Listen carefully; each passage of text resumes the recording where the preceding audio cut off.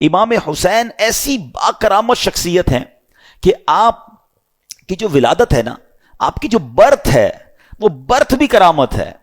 آپ 6 مہینے میں آپ کا جو حمل تھا، ماں کے پیٹ میں آپ رہے، وہ 6 مہینے رہے، اور یاد رہے کہ پوری دنیا میں سیدنا یحییٰ علیہ الصلوۃ والسلام اور امام علی مقام امام حسین کے علاوہ کوئی ایسا بچہ زندہ نہیں رہا جس کی مدت حمل 6 ماہ ہوئی ہو۔ یعنی آپ فرام دا ڈے 1 آپ کی ولادت ہی کرامت ہے۔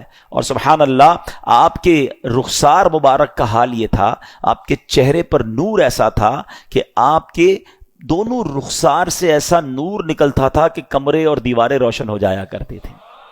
اور کیوں نہ ہو، کس کے نواسے ہیں، کن کے پھول ہیں، آقا کی نگاہوں کے تارے ہیں۔ اب یہ جو امام حسین رضی اللہ تعالیٰ عنہ جب کربلا کے لیے روانہ ہوئے نا، تو آپ سے مزید کرامتوں کا ظہور ہوا۔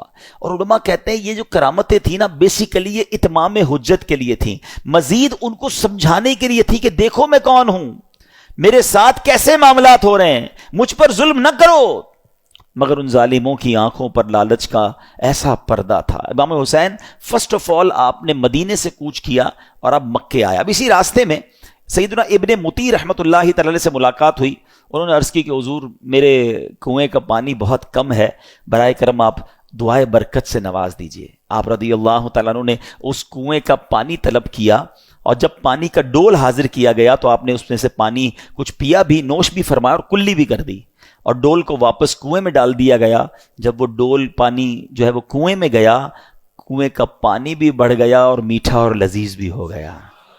سبحان اللہ۔ تو یہ امام حسین کی کرامتوں کا سلسلہ رہا۔ اس کے بعد جب آپ بالکل ایگزیکٹلی 10 محرم الحرام کا دن آ گیا، یاد رہے کہ وہ دن جمعہ کا دن تھا، 10 محرم الحرام جب یہ واقعہ ہوا، کربلا کے میدان میں آپ خطبہ ارشاد فرما رہے ہیں، ان کو سمجھا رہے ہیں کہ دیکھو میں کون ہوں، یہ ظلم مت کرو۔ تم کیا جواب دو گے جس کا کلمہ پڑھتے ہو اس نبی علیہ الصلوۃ والسلام کو؟ اس وقت آپ کے جو خیمے تھے، جہاں خاندان کے افراد تھے، وہاں خندق میں ایک آگ بھی جل رہی تھی۔ تو ایک بد زبان یزیدی نے بکواس کرتے ہوئے کہا کہ اے حسین، تم نے وہاں کی آگ سے پہلے یہی آگ لگا دی ہے۔ یعنی معاذ اللہ وہ یہ کہنا چاہ رہا تھا کہ اے حسین، مرنے کے بعد بھی تمہیں جہنم کی آگ میں جانا ہے۔ امام علی مقام نے جب یہ سنا تو آپ نے کہا کہ اے دشمن خدا، تو جھوٹا ہے، کیا تو یہ گمان کرتا ہے کہ میں دوزخ کی آگ میں جاؤں گا؟ امام علی مقام کے قافلے کے جانثار نے کہا کہ آپ مجھے اجازت دیں تو میں ابھی اس کا سر قلم کر دوں۔ آپ نے اجازت نہیں دی۔ آپ نے فرمایا حملے کا آغاز ہماری طرف سے نہیں کرنا، ہو سکتا ہے یہ پرووک کر رہے ہوں، یہ اس لیے ہمیں کہہ رہے ہیں کہ ہماری طرف سے پہل ہو جائے، اور یہ کہیں ہم نے تو حملہ نہیں کیا تھا، امام حسین والوں نے پہلے حملہ کیا۔ حالانکہ اس قدر بڑی گستاخی کی تھی، آپ نے اپنے ساتھی کو روک دیا، مگر آپ نے اللہ کی بارگاہ میں دعا کی۔ دل بڑا دکھا ہوا تھا کہ ایسی بات اس نے کر دی۔ آپ نے کہا اے رب قہار، اس کو عذاب نار سے قبل بھی اس دنیا میں بھی آگ کا عذاب عطا فرما۔ آپ کی دعا قبول ہوئی۔ وہ بندہ جو گھوڑے پہ بیٹھا تھا، اس کی گھوڑے کو جھٹکا لگا، گھوڑا خود ہی دوڑتا ہوا گیا، اور وہ گھوڑے سے جب جہاں گرا تو وہاں آگ لگی ہوئی تھی۔ اسی خندق میں یہ بندہ جا کر گرا، اور وہ بد نصیب آگ میں جل کر بھسم ہو گیا۔ امام علی مقام نے سجدہ شکر ادا کیا اور اللہ تعالیٰ کی بارگاہ میں عرض کی کہ یا اللہ، تیرا شکر ہے کہ تو نے آل رسول کے گستاخ کو سزا دی۔